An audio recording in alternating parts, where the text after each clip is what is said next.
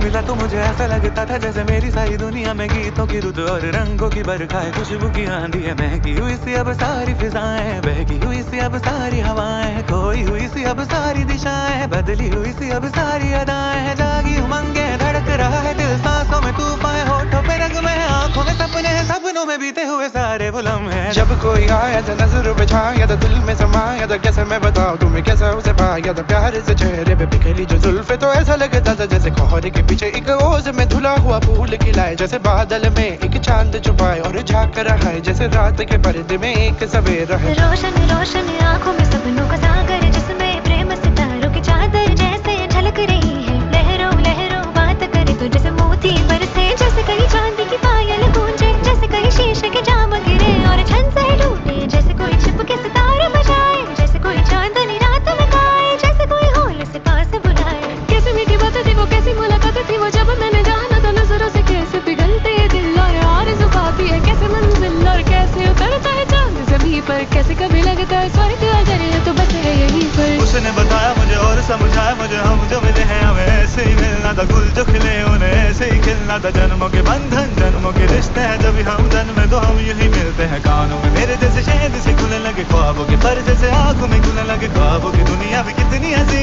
और कैसी रंगी थी, ख्वाबों की दुनिया जो कहने की थी पर कहीं भी नहीं थी। ख्वाब जो टूटे मेरे, आँख जो खुली मेरी, होश जो आया मुझे, मैंने देखा मैंने जाना वो जो